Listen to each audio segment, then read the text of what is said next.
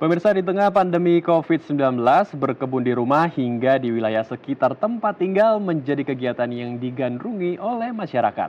Ya, hal ini berdampak positif bagi penghijauan di tengah ibu kota yang padat penduduk.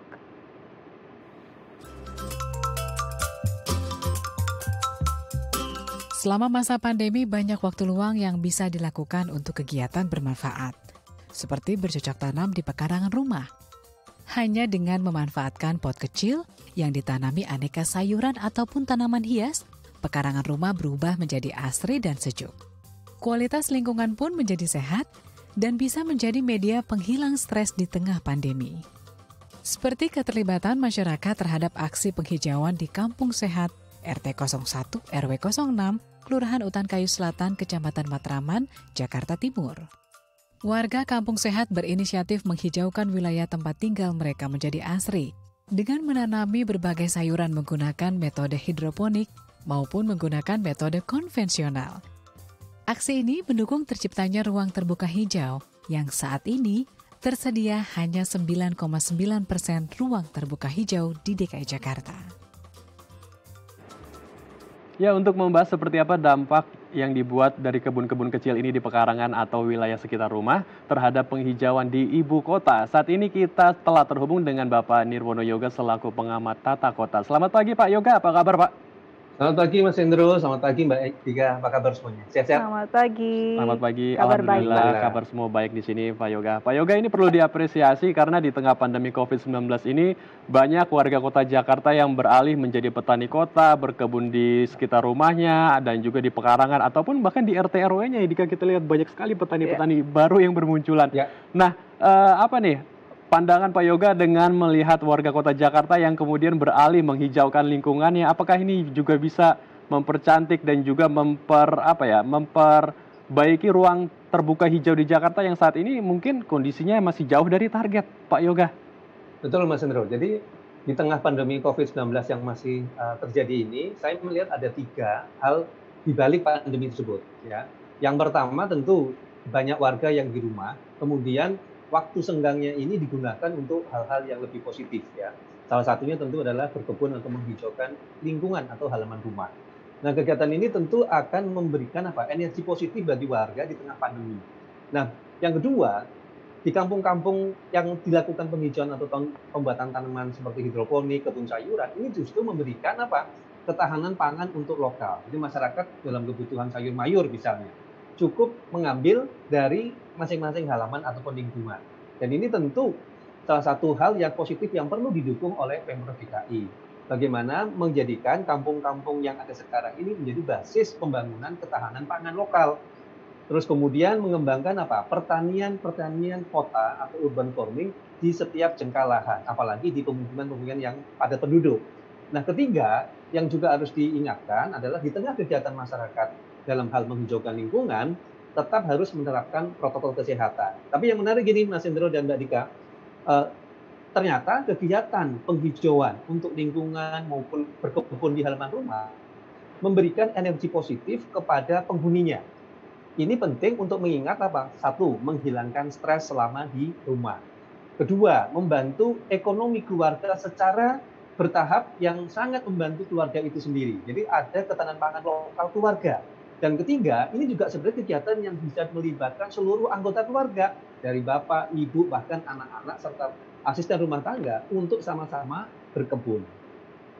Baik, jadi memang ini jadi satu kegiatan yang sangat positif Ya. juga dan bisa ada interaksi keluarga yang lebih terbangun gitu ya Pak, Pak Yoga. Pak Yoga, Betul, kalau kita Mbak lihat Dika. ini mungkin masih secara individu atau memang hanya bersifat kewilayahan.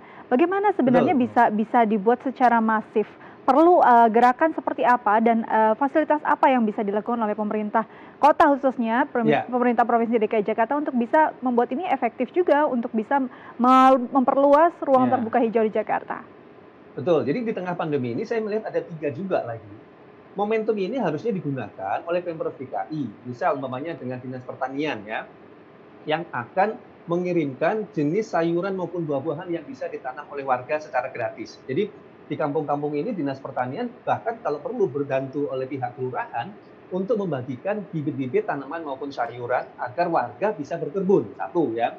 Kemudian yang kedua yang tidak kalah penting, Pemprov DKI juga bisa membuat semacam kampung-kampung tematik. Misal, umpamanya di kampung ini khusus sayuran A, kemudian di kampung B ada sayuran B, kemudian yang di C buah-buahan jenis lain gitu. Sehingga saling membantu antar kampung tersebut. Nah, di sini peranan dari Dinas Pertanian tadi untuk memberikan atau mendistribusikan bibit sayuran dan buah-buahan. Dan yang ketiga, Pemprov DKI melalui Dinas Pertamanan itu juga bisa melakukan penghijauan, terutama ada lahan-lahan di kampung tersebut yang masih terbengkalai atau belum dimanfaatkan dapat digunakan sebagai ruang terbuka hijau. Bisa dibuat umpamanya taman hijau untuk apa? Untuk warga berolahraga, ya. Jadi sambil berkebun, warga juga disediakan ruang untuk berolahraga. Kemudian juga bisa dijadikan apa? Tempat untuk memberikan keterampilan ataupun juga sosialisasi cara berkebun, di mana warga bisa melakukan kegiatan secara mandiri di rumah misalnya.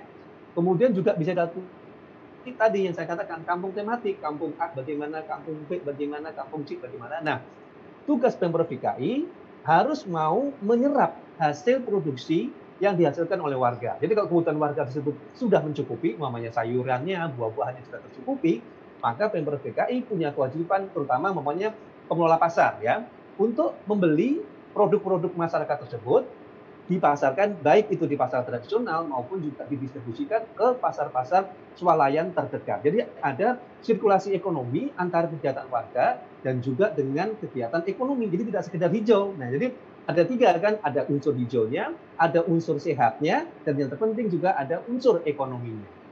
Baik, jadi memang harus dipikirkan baik-baik sampai ke tahap penyaluran karena mungkin lahannya banyak, banyak yang ditanam, tapi kemana kalau tidak bisa digunakan dan dikonsumsi oleh warga saja. Baik. Meski demikian, Pak Yoga, kalau misalkan semua tempat atau semua kampung ini dibuat seperti tadi yang Pak Yoga sebutkan, pasti kan tidak mudah ya, karena ada beberapa klaster baru di perkampungan. Bagaimana dengan penataan kampungnya sendiri, Pak Yoga, agar tidak hanya lingkaran ekonomi yang diperluas, tapi nanti takutnya akan ada klaster baru. Ini gimana Pak Yoga melihat kejadian kita saat ini? Ya, jadi ini catatan buat Pemprov DKI, terutama yang membawahi masing-masing wilayah, artinya wilayah pemerintah kota Jakarta Utara, Timur, Barat, Selatan, dan Pusat. Fokus di kampung-kampung padat penduduk yang saat ini menjadi zona merah klaster penyebaran COVID. Ya. Maka yang harus dilakukan, salah satu upaya yang diprioritaskan oleh PBB dan juga WHO, yaitu meremajakan pemukiman padat penduduk tadi. Ya, jadi salah satu solusi untuk memutus mata rantai penyebaran COVID, maka kampung-kampung yang padat penduduk tersebut harus diremajakan. Nah, di sini fungsi dari program seperti program Kampung Hijau, penataan lingkungan yang sehat, ya, di kelurahan ataupun di kampung-kampung yang padat penduduk tersebut merupakan salah satu program yang bisa dilakukan saat ini dan tahun depan oleh Pemprov DKI. Jadi sekalian menata pemukimannya, kemudian dilakukan kegiatan penghijauan bersama warga, dan yang terpenting adalah membuat lingkungan tadi sehat. Misal kalau kita bicara klaster tadi, menjadi masalah utama ada 3.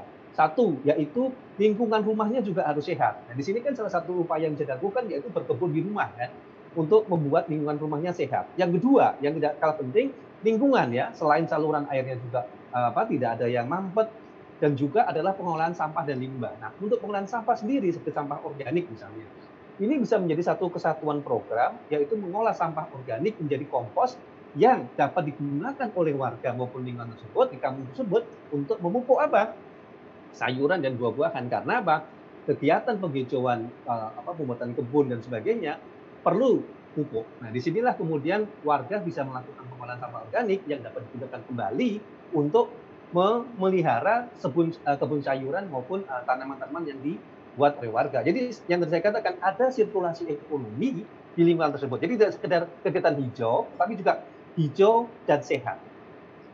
Baik, kalau kita lihat ini peningkatan penghijauan, terutama memanfaatkan lahan sempit di rumah, memang berdampak juga dari pandemi. Dan bagaimana sebenarnya dan apa yang harus dilakukan Pemprov DKI Jakarta untuk bisa mengelola tidak hanya lahannya atau memfasilitasi, tapi juga mengelola warga agar ini bukan hanya jadi satu hobi musiman, tapi jadi satu hal yang berkelanjutan. Betul apa yang sebenarnya bisa dilakukan, Pak? Ya, ini penting dipahami oleh Pemprov DKI karena apa? Ini di tengah pandemi ini kan kita mengalami kesulitan ekonomi warga, ya.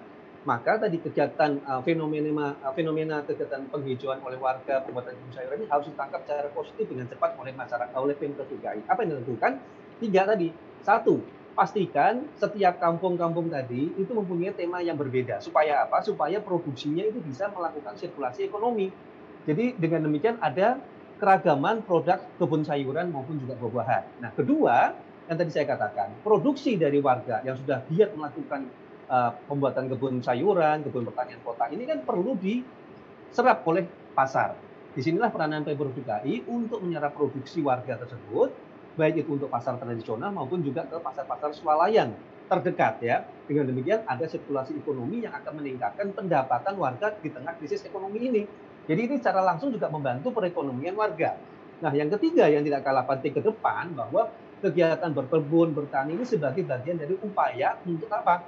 Menjaga kesehatan fisik dan jiwa bagi warga sekitar. Jadi sambil berkebun itu ternyata juga memberikan energi positif kepada pelakunya tetap sehat, tetap bugar. Ini yang paling penting di tengah pandemi COVID-19. Jadi yang tadi saya katakan sejak awal, harus ada unsur sehatnya, kegiatannya harus hijau, dan yang terpenting juga membantu secara ekonomi. 3 hal ini yang harusnya segera dilakukan di seluruh kampung-kampung yang ada di Jakarta.